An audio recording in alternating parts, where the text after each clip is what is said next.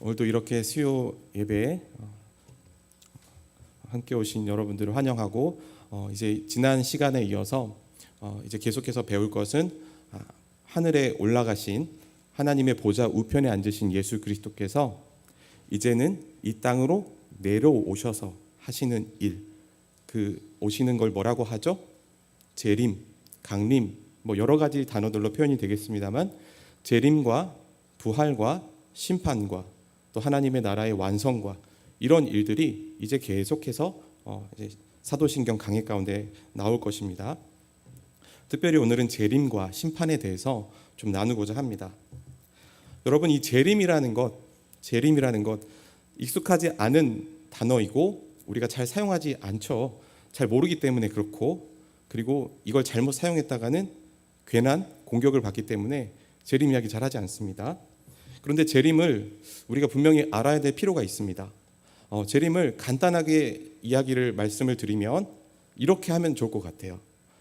재림은 하나님께서 인류의 역사의 주제이신 하나님께서 역사를 시작하셨고 그 하나님께서 역사를 마칠 때에 재림이 있다라고 이해를 하시면 될 것 같아요. 누가 물어보면 그렇게 말씀하시면 좋겠습니다.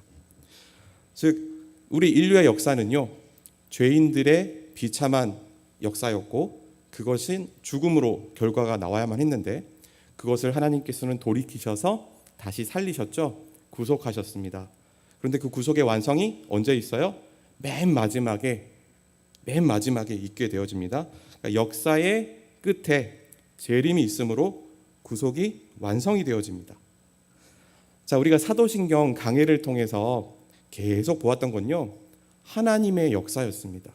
하나님의 역사이자 우리 인류를 향하신 하나님의 뜻이고 인류의 역사였습니다. 하나님께서 천지를 창조하시고 사람을 지으시고, 그런데 그 사람이 범죄하고 그래서 그를 다시 되돌려야만 했고, 예수 그리스도가 이 세상에 오시고 구속을 이루시고 부활 승천하시고 이제 보좌 우편에까지 앉으셨어요. 이 모든 게 사도신경이 기록하고 있는 이 모든 게 하나님의 역사예요. 구속의 역사입니다. 그리고 그 마지막에 종말의 끝의 완성은요, 하나님의 백성들이 이제 정말로 온전한 하나님의 백성이 되는 것입니다. 여러분, 그런데 제가 오늘 재림을 이야기하면서 여러분에게 재림보다 더 낯선 단어 하나를 소개시켜 드리려고 합니다. 바로 세계관이라는 단어예요. 세계관. 여러분, 우리는 누구나 다 사람이라고 하면은 세계관이라는 것을 가지고 있습니다. 여러분도 저도 다 마음속에 이 세계관이라고 하는 것을 하나씩 갖고 있어서 그거에 기준을 해서 말을 하기도 하고 행동을 하기도 해요. 그런데 왜 뜬금없이 이 재림을 이야기하다가 세계관으로 빠질까? 이 세계관의 이해가 없이는 이 재림 그리고 하나님의 역사를 이해하지 못하는데, 우리는 이미 기본적으로 가지고 있는 세계관이 있고요, 또 우리 주변에는 그것과 반대되는 전혀 다른 세계관들이 또 둘러치고 있기 때문에 우리에게 이 세계관으로 이 종말을 이해하고 접근하는 것이 꽤나 필요합니다. 여러분, 이 세계관은요, 여러분에게 다 있어요. 어린이도 있습니다. 한 초등학교 이상이 되면 생긴다고 그래요. 어린이도 있고 어른도 있고 어르신도 있고. 세계관은 어떤 학자의 표현에 의하면요, 마음에 자리 잡고 있는 하나의 결단이라고 표현을 합니다. 비유적으로 우리 비행기 타보셨나요? 뭐 타보셨어도 여기는 안 가보셨을 겁니다. 비행기 조종칸에 가면은 조종관이 있습니다. 이거를 잡아 당기면 올라가고 또 이렇게 하면 내려가겠죠. 옆으로도 가고. 근데 우리 마음에는 비행기 조종사가 있는 그 자리가 있어요. 그리고 그 자리에서 비행기 조종칸을 잡고 있는 자아가 있습니다. 이 자아가 내가 어디로 갈지 결단해서 행동할 수가 있어요. 그래서 우리의 생각과 말과 행동, 그것을 넘어서 옳고 그름, 심지어는 우리 인생이 어디서부터 시작됐고 어디로 종착지인가까지 우리 마음의 자아는 다 생각하고 판단을 이미 내려놨습니다. 그게 바로 세계관이에요. 여러분의 마음에는, 여기서는 다 침묵하고 계시겠지만 다들 생각이 있으시고 하나의 이 마음속에 방향성이라는 게 있어요. 그렇기 때문에 그것을 기준으로 해서 우리는 하나님의 이 역사도 보게 되어집니다. 거기 그 역사에는 당연히 무엇이 있겠습니까? 제가 시작과 끝이 있다고 그랬습니다. 나라는 한 사람이 어디서 시작되었는가? 인류가 어떻게 시작됐고 나와 비슷한 사람들은 다 어디로 가지? 인류의 끝, 종말을 이야기할 수밖에 없어요. 그러니까 종말을 알려면 우리의 내면의 깊은 데로 들어갈 수밖에 없습니다. 자, 성경에서도요, 하나의 세계관을 제시를 하고 있습니다. 그건 우리가 지금 익히 봤던 거예요. 복습을 하지 않아도 다 아시겠지만 제가 좀 친절하게 다시 말씀을 드리면, 성경에서 말하고 있는 기독교 세계관은요, 인류의 역사가 천지를 창조하신 창조주 하나님으로부터 시작이 되어졌고, 또 하나님께서 섭리하셔서 죄인들을 구속하시고 그 마지막에 종말에는 하나님께서 그 구속을 완성시킨다라고 이런 세계관을 가지고 있습니다.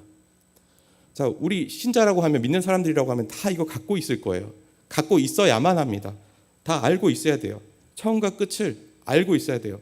하나님께서는 뭐라고 말씀하셨습니까? 자신을 알파와 오메가라고 말씀하셨어요. 여러분, 인류의 역사가 시작과 끝에 알파와 오메가가 누구시라고요? 하나님이세요. 하나님께서 이미 여러분의 역사를 주관하셨고 주도적으로 이끌고 가셨으며 그 끝에도 기다리고 이제 마지막 결론을 내시려고 기다리신단 말이죠. 그런데 제가 말씀드렸습니다.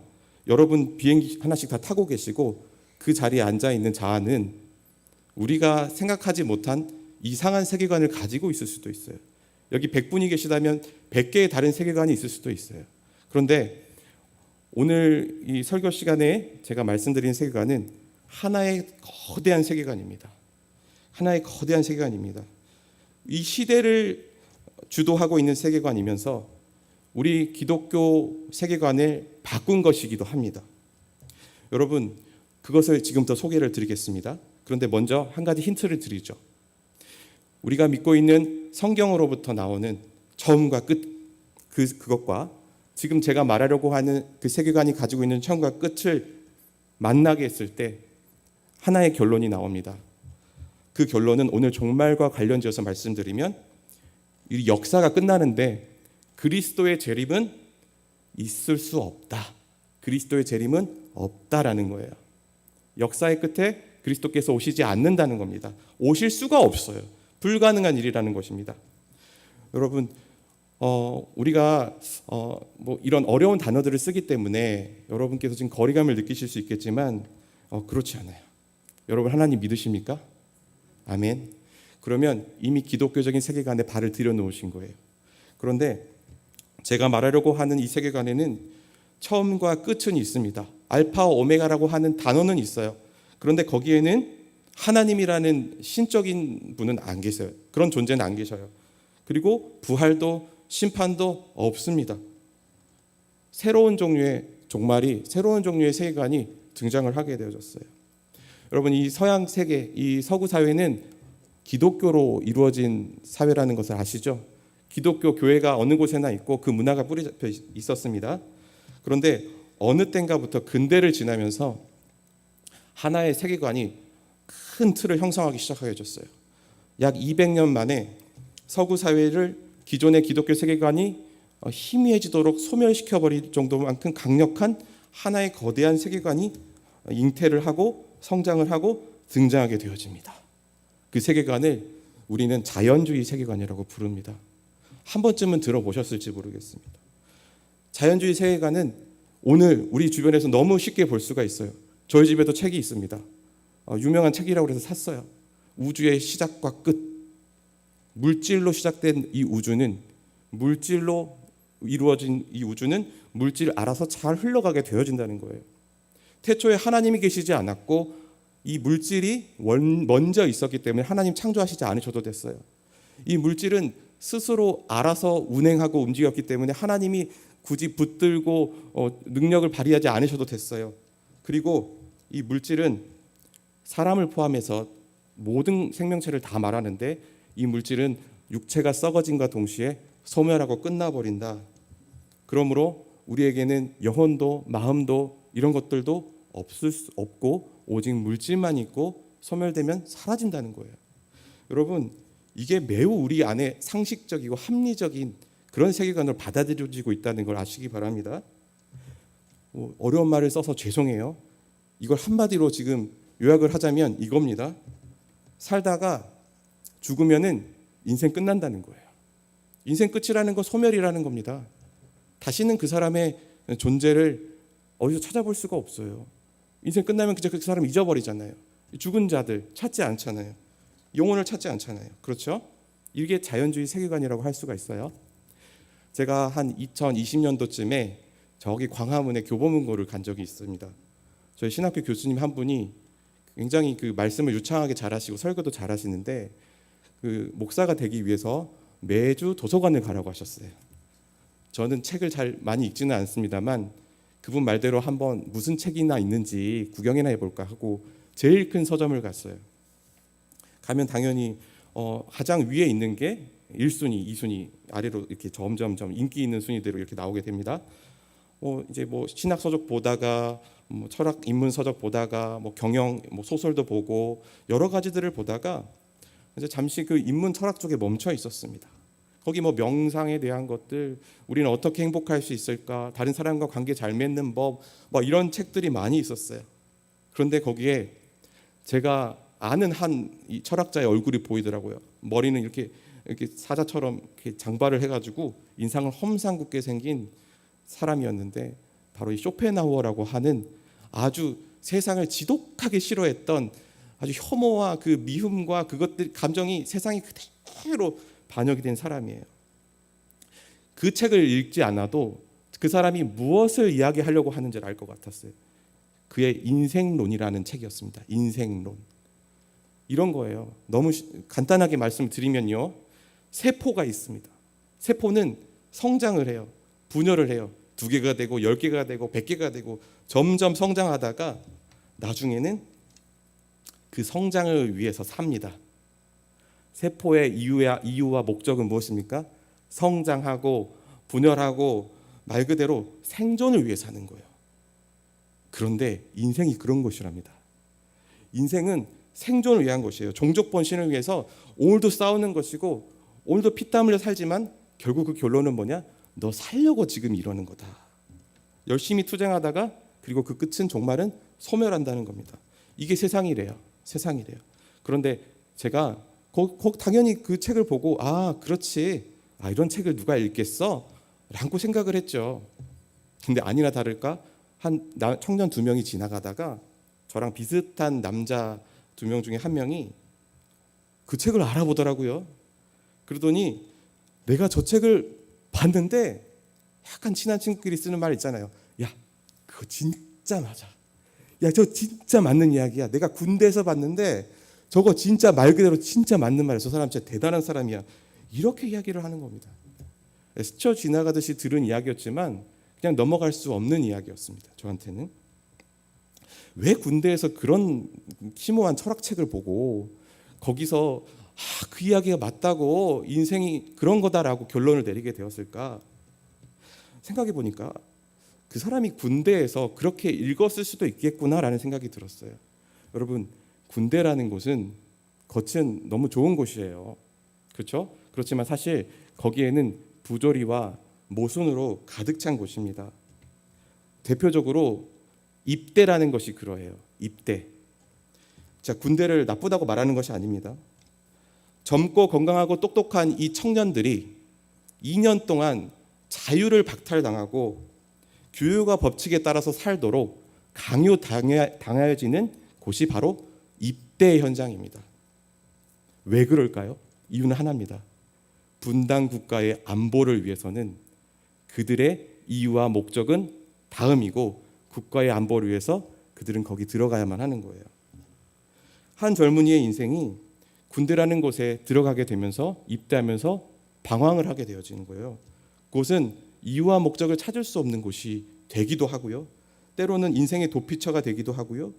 정말 신기한 곳이 되어집니다. 이른바 나중에는 이렇게 생각하게 돼요. 그래, 군대 건강하게 있다가 그냥 나오면 되지. 안 아프게 있다가 건강하게 나오면 되지. 2년이란 기간 동안에 군대에서 살아남는 것 외에는 다른 이유가 없습니다. 그 목적이라고 할 수도 없어요. 그냥 살아남아 있기만 하면 되는 거예요. 그런데요, 이것이 바로 자연주의적 세계관의 대표적인 모습입니다. 본능과 욕구와 생존과 그것만이 우리 마음의 동기예요. 그래서 사람들이 이것을 공감하는지 모르겠어요. 얼마나 세상 각박하고 살기 힘들어요. 경쟁 사회에서 다른 사람이 이겨야만 살아가는 이 사회에서 이 자연주의 세계관이 맞는 것 같아요. 그리고 상식적으로 이것이 내게 이해가 되어져요. 그런데 오늘 제가 말씀드려야 할 부분은 이런 세계관이 우리 기독교의 세계관과 아주 강하게 충돌하고 있다는 겁니다. 안타깝게도요, 이 세계관 안에서 살게 되면요, 우리가 가장 중요하게 생각해야 될 부분 중에 하나인 종말의 재림과 심판은요, 사라지고 말아요. 여러분, 그보다 먼저 여러분이 지금 배우시고 있는 교리가 얼마나 대단하고 위대한 것인지 말씀드려야겠습니다. 여러분, 재림과 심판이 그냥 하나님께서 알아서 단도적으로 하고 싶어서 하시는 일 같죠? 그렇지 않습니다. 하나님께서 이 일들을 통하여서 받으시게 되는 그 영광과 권능은 성경으로 너무나도 대단하게 표현이 되어지고 있어요. 보세요. 하나님께서는 이 인류의 죄를 위하여서 사람이 되셔서 죽으셨어요. 그리고 구속 사역을 하셨습니다. 죽으셔서 다시 살아나셔서 하늘로 승천하셨습니다. 그리고 이제 하늘에서 영광과 권능이 충만하게 퍼졌어요. 하늘에는 이 소식이 다 퍼졌어요. 그런데 아직 어디에 안 퍼졌어요? 땅에 하늘의 영광과 권능이 땅에까지는 내려오지 않았어요. 이 어마어마한 인류의 역사, 인류의 대표자인 아담이 지어서 모든 인류가 죽음 때문에 죽어 멸망해야 하는데 하나님께서 모든 인류를 생명을 주시고 살려내신 대단한 역사가 아직 이 땅에 온전하게 다 선포되어지지가 않았어요. 그런데 재림과 심판의 때에 이르러서 그리스도가 가지신 그 본래 영광이 사람들 앞에서 가감없이 펼쳐지게 되어집니다. 그때는 그 예수 그리스도의 상한 손에 있는 그 자국과 못자국을 다 보면서 알게 될 것이에요. 죽었던 자들도 살아나서 보게 될 것이에요. 아, 우리 인류를 위하여서 저 하나님께서 구속의 사역을 벌이셨고 그분이 영광 받으실 분이고 그분이 참으로 권능이 있으신 분이시구나, 그분이 우리의 구세주이시구나 라고 고백하게 될 거예요. 비참한 인간이 어떻게 이렇게 영광의 자리에서 하나님의 백성이 되었는가를 고백하게 될 거예요. 그래서 어떤 신학자는 이렇게 표현을 했습니다. 재림은 하나님의 나라가 이루어지는 극치라고 하였습니다. 절정이라고 하였습니다. 그런데요, 이렇게 놀라운 사건이, 이 장엄한 사건이 자연주의 세계관에서는 없다고요. 여러분, 있을 수가 없습니다. 여러분, 생명체가 살다가 에너지가 닿으면 마치 촛불 불면은 꺼져 없어져 버리죠. 그 불이 어디 있습니까? 없죠. 그 불이 사라지듯이 사람의 생명이 끊어진과 동시에 그 사람도 소멸하게 되는 거예요. 우리 종말에 하나님께서 다시 일으켜 세우실 영혼도 몸도 없게 되어져요.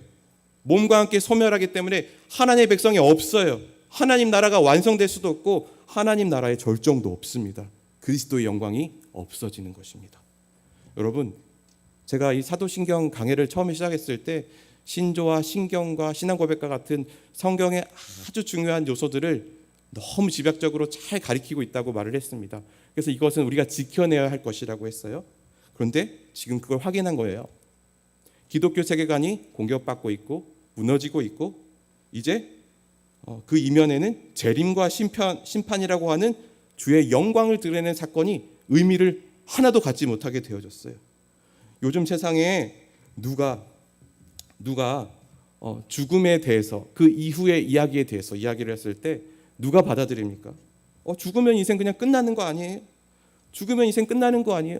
죽은 사람한테 너 이 죽음이 어디서 왔는지 알아? 죄의 결과야. 원죄의 교리가 있습니까? 말하지 못합니다. 그냥 불쌍할 뿐입니다. 그 사람 끝났네. 원죄의 결과로서 죽음이 왔다는 것조차 말하지 못하는 세계관에 심각한 공격이 들어오고 있어요. 심판은요?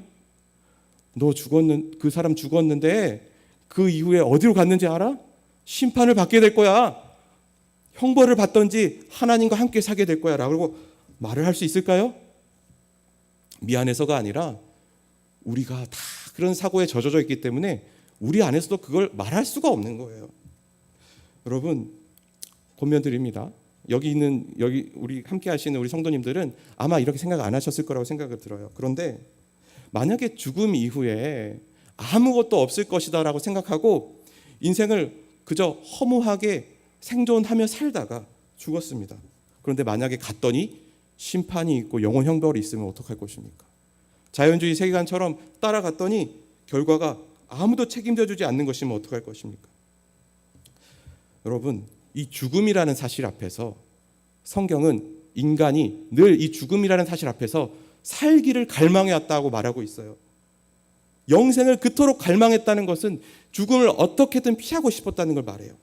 성경은 그렇게 죄의 원죄와 그 원죄의 결과 죽음을 말하고 그 죽음을 극복하시기 위하여 예수 그리스도께서 오셨고 구속을 완성하셨고 마지막에 그 재림하신다는 그것을 말하고 있지만 세계관에 의해서 죄와 심판, 영원 형벌은 잊혀지고 사라지고 있습니다. 여러분, 어쩌면 우리 가운데 진리에 대한 심각한 훼손이 회방이 있을지 모르겠습니다. 그런데요, 신앙 고백이 불가능할지도 모르겠어요. 정말 주님 죽음 이후에 주님 다시 오신다는 것, 내 주변에 10명 중에 9명이 믿지를 않는데 나 혼자 고백하는 거 사실 나 자신 없어요. 주님, 나만 고백하는 거 뭔가 이 머릿속으로는 그랬으면 나한테는 좋겠는데 이게 진짜인지 믿음이 실제가 되지가 않아요. 이제는 신앙 고백이 불가할지도 모릅니다. 여러분, 이 인류의 비참한 역사를 생명의 역사로, 구속의 역사로 바꾸신 하나님이 계십니다. 우리가 입어야 할 옷은요, 우리가 편한 대로 이 세계를 바라보는 그런 것이 아니라 우리에게 좀 불편한 옷일 수 있어요. 그렇지만 이 오래된 구닥다리 옷일 수 있지만 하나님이 창조하시고 죄인들을 구속하시고 결국 완성케 하신다는 이 아주 오래된 옷, 그렇지만 우리 생명의 자켓과 같은, 구명 자켓과 같은 기독교 세계관을 우리가 가져야만 합니다. 종말이 있고 재림이 있고 그리고 마지막에 다시 살아나 주님과 영원한 삶을 누리게 되는 것이 있습니다. 그것을 믿음으로 고백하시기 바랍니다. 자, 그래서 오늘 교재를 참 펴시면요, 제가 교재를 말씀 안 드렸네요. 자, 51페이지를 보시도록 하겠습니다. 자, 처음에 있는 그 들어가기 서론은 결론으로 사용하도록 하겠습니다. 발견하기, 그리스도의 재림의 방식은 어떠한가요? 재림은 그리스도께서 이 세상에 다시 오는 사건이라고 하였습니다. 그런데 어떻게 오시느냐에 따라서 우리에게 뭔가 다른 의미들로 다가올 수가 있습니다. 자, 재림은 어떤 사건이냐면 바로 주님께서 오신다고 하셨기 때문에 오시는 말씀대로 이루어지는 사건입니다. 주님께서 성육신 하셔서 오신다고 하셔서 오셨고요. 그리고 재림의 사건도 다시 오신다고 하셨기 때문에 분명히 일어날 일입니다. 주님은 약속을 변치 않으세요. 그 약속 그대로 이루어 주십니다. 지금 죽어 있는 자들의 영혼이 그 주님의 다시 오실 그 재림의 날을 기다리고 있습니다. 그들의 바람이 헛되지 않으려면 주님의 약속은 언젠가 꼭 이루어져야만 합니다. 자, 죽은 자들도 주님을 기다리고 소망하고 있습니다. 살아있는 우리들도 그 주님을 소망하며 기다리시는 여러분이 되시기를 바랍니다. 또한 어떤 책을 보니까요, 이 재림의 방식은요 이렇게 표현을 하고 있습니다. 영으로뿐만 아니라 몸으로 임하시는 가시적인 사건이다라고 합니다. 영으로뿐만 아니라 몸으로 임하시는 가시적인 사건이다라고 합니다. 자, 마태복음 24장 30절 가운데에 있는 성경 구절인데요, 제가 읽어보도록 하겠습니다. 그때 인자의 징조가 하늘에서 보이겠고 그때 땅의 모든 족속들이 통곡하며 그들이 인자가 구름을 타고 능력과 큰 영광으로 오는 것을 보리라. 아멘. 여러분, 주님께서 재림하시는 방식은 그분이 부활하셔서 적은 수의 제자들과 무리들에게만 보여주셨잖아요. 그러나 이제 주님께서 재림하셨을 때 보여주시는 방식은 훨씬 더 넓고 큽니다. 오늘 뭐라고 했습니까? 땅의 모든 족속들이 그들이 인자가 구름을 타고 능력과 큰 영광으로 오는 것을 보게 된다고 하였습니다. 재림 시에는 믿는 자, 믿지 않는 자 다 그 주님의 모습을 있는 그대로 보게 될 것입니다. 자, 믿는 자들에게 오신다고 하신 주님, 우리는 그 주님을 기다릴 거예요. 하지만 믿지 않는 자들에게는 도적과 같이 임하게 될 것입니다. 이제 그런 방식으로 오신다는 것입니다. 자, 그렇게 해서 1번 재림의 방식이 정리가 되었습니다. 자, 그러면 재림하시는 이유는 무엇일까요? 여러분, 재림하시는 이유는 무엇이라고 생각을 하십니까? 여기 좀 솔직하게 좀 대답을 해주셨으면 좋겠습니다. 재림하시는 이유는 나를 위해서이잖아요. 우리를 위해서이잖아요. 맞아요. 그 말씀이 맞습니다. 재림을 하시는 것은 바로 우리를 위하여서입니다. 여러분, 그 심판에 대해서 말하고 있는 성경 구절이 있습니다. 마태복음 25장 31절 32절입니다. 51페이지 2번을 하고 있습니다. 제가 읽어보도록 하겠습니다. 인자가 자기 영광으로 모든 천사와 함께 올 때에 자기 영광의 보좌에 앉으리니 모든 민족을 그 앞에 모으고 각각 구분하기를 목자가 양과 염소를 구분하는 것 같이 하여라고 합니다. 분명히 재림하셔서 오셨을 그때에는 양과 염소, 내 양인지 내 양이 아닌지가 구별이 되어진다고 말하고 있어요. 그러니까 하나님께서는 선택하신 백성들을 그대로 취하셔서 영원히 함께 사시는데 그렇지 않은 자들도 있다는 거예요. 믿는 자들은 부활하여서 영광을 볼 테지만 믿지 않는 자들은 치욕의 부활을 맞이하게 될 것입니다. 자, 그런데 제가 지금 심판에 대해서 이야기를 하고 있어요. 주님 재림하셔서 심판하신다. 자, 주님 재림하시는 목적이 심판일까요? 심판일까요? 심판이 아닐까요? 심판은 누구에게 행해지는 것입니까? 불신자들에게 행해지는 것입니다. 그러면 주님이 재림하시는 것은 심판이라고 말할 수 있을까요? 제가 정리를 해드리죠. 주님께서 재림하시는 것은, 그 심판을 하시는 것은 하나의 재림하신 이후에 하시는 하나의 사역이십니다. 그렇지만 큰 본질적인 목적이 되지는 않아요. 그 심판이 본질적인 목적이 되지는 않아요.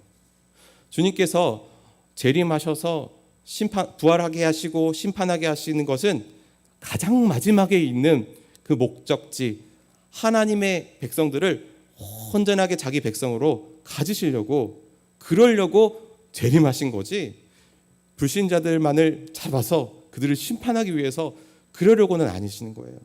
자, 그래서 마태복음 25장 31절 32절 말씀 아까 읽어보았는데요, 마치 주님께서 재림하시고 나면은 거기에서 그들의 행위를 통하여서 너는 이런 죄를 지었으니까 탈락, 너는 이렇게 했으니까 하늘로 함께 가는 거다, 뭐 이런 식으로 할 것 같이 보여요. 그런데 이 본문은 그런 식으로 행위를 놓고 구원을 주고 안 주고를 결정한다는 것을 말하지 않습니다. 이 본문은 오히려 이것을 말하는 겁니다. 지금이 아닌 그 나중에, 지금 종말의 때가 지금 말하는 거잖아요. 재림 때, 아직 오지 않은 그때. 그런데 지금 만약에 예수 그리스도를 믿으면요, 이미 심판이 이루어집니다. 그는 양이지 염소인지가 이미 결정이 되어져요. 하나님의 백성으로 약속이 주어지게 되어지고요. 그때는, 마지막 종말의 그때에는 그 하나님의 백성으로 결정된 자가 다시 살아나는 것뿐입니다. 영생의 부활을 얻는 것뿐이에요. 그러니까 주님께서 그때 행위로서 심판을 하시는 게 아니라는 거예요. 그러므로 우리가 집중해야 할 것은 무엇입니까? 바로 지금 예수 그리스도를 알고 예수 그리스도를 믿고 그분의 자녀로 선택감을 받는 것입니다. 이 땅에서 복음을 듣고 예수를 영접하면 그것이 우리에게 놀라운 구원의 효과를 줍니다. 그것이 우리에게 너무나도 중요한 사실입니다. 사랑하는 여러분, 제가 한 가지만 더 말씀드리고 이제 마무리하도록 하겠습니다. 분명히 제가 지금 처음부터 말씀드리는 그 종말 마지막의 때는 구원의 완성이 있는, 주님이 재림하시고 심판이, 부활이 있고 심판이 있는 그때입니다. 그런데 여러분, 솔직히 말씀을 드리면요, 지금이 종말의 때입니다. 왜 지금이 종말의 때인지 아십니까? 지금은 이 미래에 있을 그 구원을 앞으로 당겨서 받았어요. 우리가 모세가 저 놋뱀을 보는 자마다 다 살리라 한 것처럼 십자가에 달린 예수 그리스도를 보는 자마다 그를 믿음으로 멸망치 않고 영생을 얻게 되었잖아요. 그 구원의 역사가 지금 우리 가운데 일어나고 있어요. 그러니까 그 종말에 일어날 구원이 지금 우리에게 일어나고 있는 것입니다. 그래서 어떻게 보면 지금 종말은 두 개입니다. 마지막에 주님 재림하시는 그때의 종말이 있어요. 그러나 지금이 종말의 때입니다. 주님의 복음이 선포가 되어지고 많은 사람들이 날마다 믿는 자의 수가 더하여지는 이때가 종말의 때예요. 하나님의 백성들이 있습니다. 여러분 하나님의 백성이십니까? 아멘. 왜 하나님의 백성이라고 말씀하시죠? 여러분에게 하나님이 증거를 하나를 주셨습니다. 함께 내주하시는 성령 하나님께서 여러분에게 오셨어요. 그분은 거룩한 영으로서 하나님의 백성에게만 계신 분이에요. 그런데 그분이 지금 아직 종말의 때가 재림하시지도 않았는데 계셔요. 이미 우리에게는 종말의 사건이 약속되었고 효과적으로 이루어져 있습니다.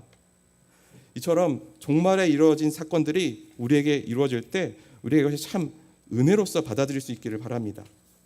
그리고 또한 그래서요 우리가 사실 우리가 집중해야 될 것은 지금입니다. 지금 종말의 그때가 어떻게 보면은 그때는 이미 심판이 정하여진 자들이 다시 살아나서 주님을 만나게 되는 그때 그 현장인 거예요. 그럼 지금은 무엇입니까? 지금도 종말의 때입니다.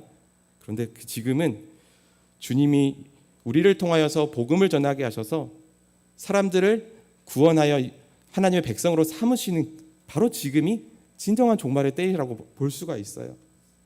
사랑하는 여러분, 우리 종암제일교회가 주님께서 다시 오셔서 구원을 완성하신다고 하는 그 교리를 잊어버리지 않기를 원합니다.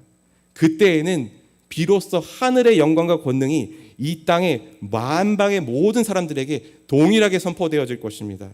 그것이 바로 마지막 종말과 지금 종말이라고 하는 것의 차이예요. 그리고 지금은요 말 그대로 종말의 때예요. 여러분 힘써 기도하셔야 되고요. 구원을 위해서 애쓰고 기도하시면서 계속 복음을 전하셔야 합니다. 지금 우리에게 허락하신 구원이 정말 심판의 현장 가운데서 우리를 구원하셨다는 것이 생각이 든다면요, 오늘의 전도가 내일의 전도가 급박하지 않을 수가 없어요. 급박하지 않을 수가 없어요. 단지 우리 마음 가운데 이 생명에 대한 인식들, 이 생명이 그저 지금 죽으면 끝나는구나라고 봤을 때는 전혀 안타까운 마음이 들지 않아요. 그런데 이 생명은 그냥 세포에서 살다가 죽어버리면 없어지는 그런 존재가 아니라 내 이웃은 죽으면 하나님의 심판을 선고받을 수도 있고 하나님의 백성이 될 수도 있는 자다라고 생각이 든다면요, 그것이 믿어지고 내 안에 진짜 사실로서 기록이 되어진다면 내가 나가서 전도할 때 힘이 있게 될 거예요. 하나님의 그 복음이 능력 있게 전파될 거예요. 사랑하는 여러분, 오늘 교리를 통하여서 우리가 잃어버리고 있는 이 구속의 완성이라는 것 다시 회복할 수 있기를 바라고요. 우리의 신앙 고백이 새로워질 수 있기를 바라고요. 나가서 담대하게 믿음으로 구원도 있고 심판도 있고 최후 형벌도 있고, 하지만 주님의 재림의 목적은 우리를 구원하시기 위함이다라는 것을 담대하게 전할 수 있는 여러분들이 다 되시기를 바랍니다.